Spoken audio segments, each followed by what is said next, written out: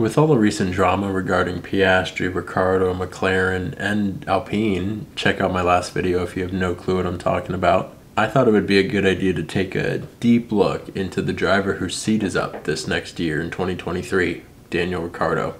Thank you for clicking on this video. Please take a moment to subscribe to the channel. It would mean a lot. Thank you. Now let's get into it. The 33-year-old driver started his karting career around the age of 9 and found success early on the track and knew this is what he was going to do for the rest of his life. Getting into the bigger stages of racing, Ricciardo made his Formula 3 debut around the mid part of the 2008 season, qualified 8th place in his first race, which later converted into 6th place in the race, showing really early signs of success at a high level. Ricciardo moved from competing for the British Formula 3 Championship for the 2009 season with a team called Carlin Motorsport. Now getting to what everyone really cares about, Ricciardo made his track debut behind a Formula 1 car when he tested for Red Bull Racing at the Young Drivers Test over 3 days in 2009. He showed amazing promise by clocking in the fastest time in the test by over a second, which we all know is insane. Ricciardo continued to show promise as a Red Bull test driver in the 2010 season. Ricciardo was confirmed as Toro Rosso's test and reserve driver for the 2011 season, really priming him to be in Formula 1. And during 2010, he was the driver who drove the car every single FP1. Now we get to when Ricciardo started racing full-time in Formula 1 for Toro Rosso in 2012. Now the start wasn't too hot. He finished 18th in the Drivers' Championship with a whopping 10 points, right behind his teammate for the season who had 16 points. He was re-signed in 2013 and improved solidly, coming in 14th with 20 points, beating his teammate this year by 7 points. Honestly, not bad, seeing as the car really was basically the equivalent of the AlphaTauri in today's seasons. But still, Red Bull must have seen something in this young driver, because in 2014, he made it to the big leagues and was signed to Red Bull, alongside the 4-time world champion Sebastian Vettel.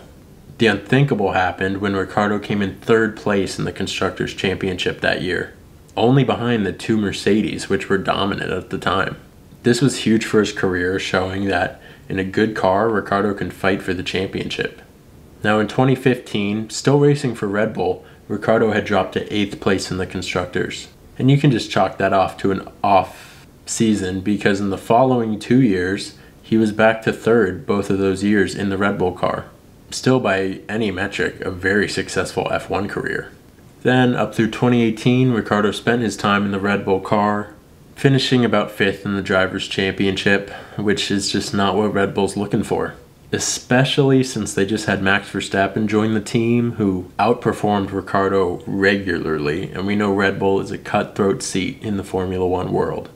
In August of 2018, Ricciardo signed a 2-year contract with Renault. Definitely a downgrade of a car, but any car is better than no car. In 2019, he finished 8th in the Drivers' Championship, while getting used to that car, but the real magic happened in 2020 when he finished 5th in the Drivers' Championship in the Renault and outperformed Alex Albon, who had took his Red Bull seat the year before. This brings us to the modern Daniel Ricciardo era, where he now drives for McLaren. And honestly, this past year and a half is a story of Ricciardo being once again outperformed by his younger star of a teammate, this time being Lando Norris. Now, with the recent lackluster performances by Ricciardo, his 2023 McLaren seat has been taken from him from yet again another young star. This is everyone asking if Ricciardo is past his prime and if he'll get even picked up by another team in the 2023 season.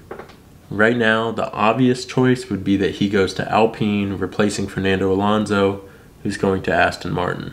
Personally, I think Ricciardo still can have a successful career in F1 when he's put in a really good car, and the Alpine has been a really great car this season, shown by Alonso. I wish him nothing but the best, whether he gets a seat in the 2023 season or not. I know he'll land on his feet. Let me know if you guys are Ricciardo fans in the comments below, and I really appreciate you watching this video. Catch you next time.